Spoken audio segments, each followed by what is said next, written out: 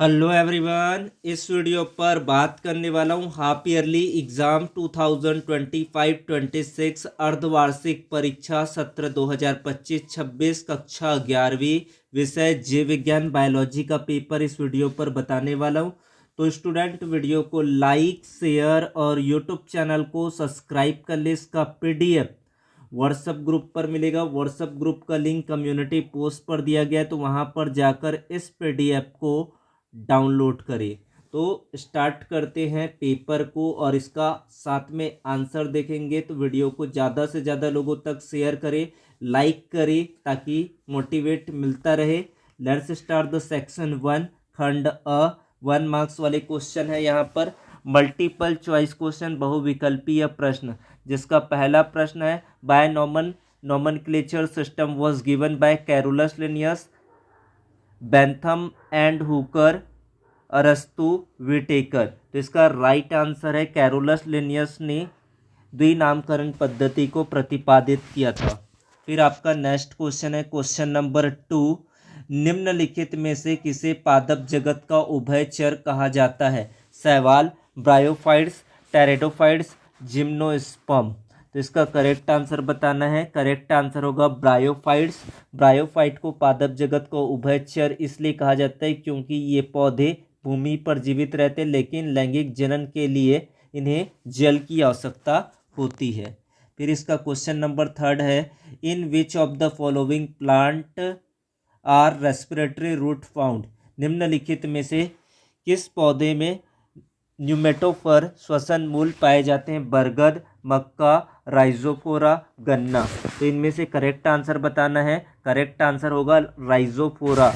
दलदली क्षेत्रों में उगने वाले पौधों में जड़ें श्वसन के लिए ऑक्सीजन प्राप्त करने हेतु जमीन से ऊपर लंबवत निकल आती है। इन्हें श्वसन मूल या न्यूटोफोर कहते हैं। यह राइजोफोरा में पाया जाता है। फिर आपका क्वेश्चन नंबर 4 है which tissue is responsible for secondary growth in plant? Option है जाइलम, फ्लोएम, कैम्ब्रियम, कॉर्टेक्स।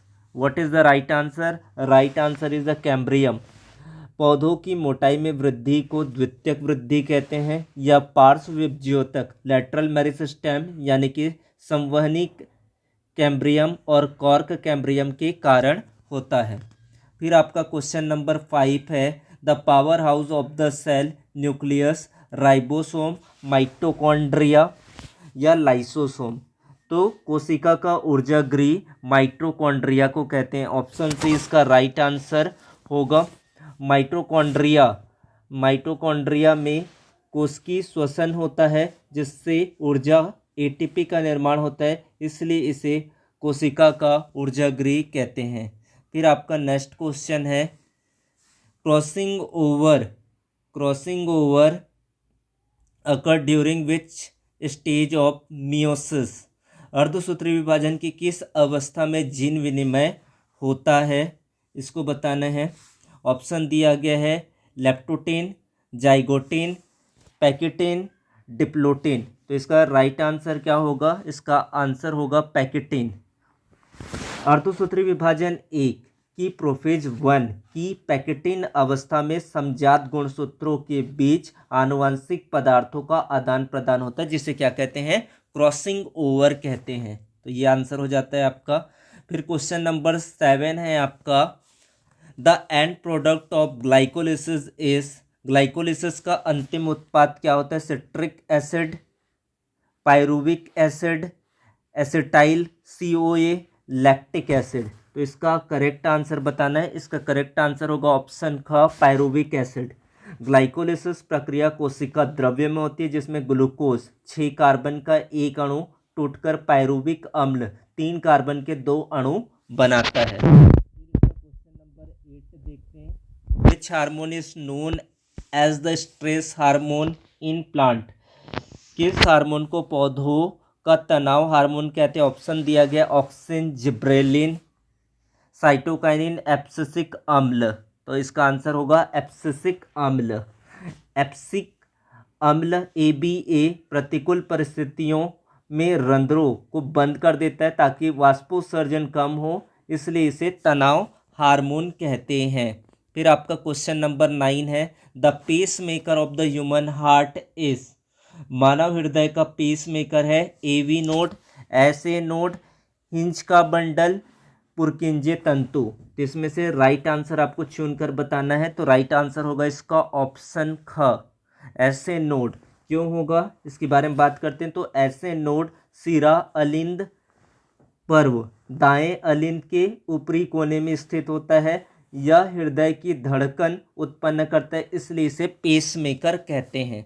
फिर आपका question number 10, filtration of blood takes place in, यहाँ पर जो क्वेश्चन दिया गया है, रक्त का निस्पंदन कहाँ होता है। ऑप्शन यहाँ पर दे रखा है, ग्लोमेरुलस यानी कि केशिका गुच्छ, पीसीटी समीपस्थ संवलित नलिका, हेनले का लूप, डीसीटी दूरस्थ संवलित नलिका। तो इसमें से करेक्ट आंसर आपको बताना है। करेक्ट आंसर होगा ग्लोमेरुलस, कोशिका गुच्छ में होता है। नेफ्रॉन के बोमन संपुट में स्थित ग्लोमेरुलस में रक्त का परानिस्पंदन अल्ट्राफिल्ट्रेशन होता है, जहां रक्त से अपशिष्ट पदार्थ छनकर अलग हो जाता है। फिर आपका नेक्स्ट क्वेश्चन है, वन वर्ड आंसर, एक शब्द एक वाक्य पर उत्तर दीजिए। What is the scientific name of human being, scientific name क्या होता है। तो इसका होता है होमो सेपियंस,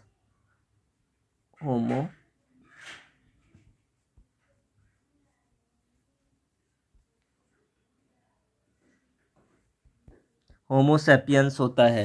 फिर लार में कौन सा एंजाइम पाया जाता है। लार में जो पाया जाता है आपका लार एमाइलेज, लार एमाइलेज पाया जाता है। फिर आपका अगला क्वेश्चन है यहाँ पर 3rd नंबर का, मानव शरीर की सबसे बड़ी सबसे लंबी हड्डी का नाम बताना है। तो सबसे लंबी हड्डी का नाम है फीमर। सबसे लंबी हड्डी का नाम, ये कहाँ पर पाई जाती है। तो जांघ में पाई जाती है। एटीपी का पूरा नाम क्या होता है, एडिनोसिन, एडिनोसिन ट्राइफॉस्फेट, ट्राइफॉस्फेट होता है। ये आपको याद रखना है। फिर आपको अगला क्वेश्चन दिया गया है, which blood group is called the universal acceptor, किस रक्त समूह को सर्वग्राही यूनिवर्सल एक्सेप्टर कहा जाता है। तो इसका आंसर होगा रक्त समूह, रक्त समूह, रक्त समूह ए बी। रक्त समूह ए बी के प्लाज्मा में कोई भी एंटीबॉडी एंटी ए या एंटी बी नहीं होती, इसलिए इसे किसी भी रक्त समूह से रक्त ले सकते हैं। फिर आपका अगला भाग है आपका सेक्शन बी, खंड ब।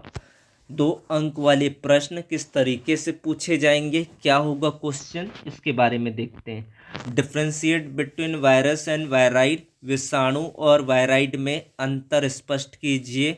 उसके बाद है आपका पुष्प दल विन्यास क्या है, कोर स्पर्शी विन्यास का एक उदाहरण लिखिए। डीएनए और आरएनए में 2 अंतर लिखिए। क्वेश्चन नंबर 3 है। क्वेश्चन नंबर 5 है, दीप्त कालिता फोटो पैरेडिज्म क्या है, इसके बारे में आंसर करना है। फिर आपका है ऑक्सी और अनऑक्सी श्वसन में अंतर लिखिए। ये क्वेश्चन आपके इम्पोर्टेंट क्वेश्चन है। फेफड़ों की जैव क्षमता को परिभाषित कीजिए।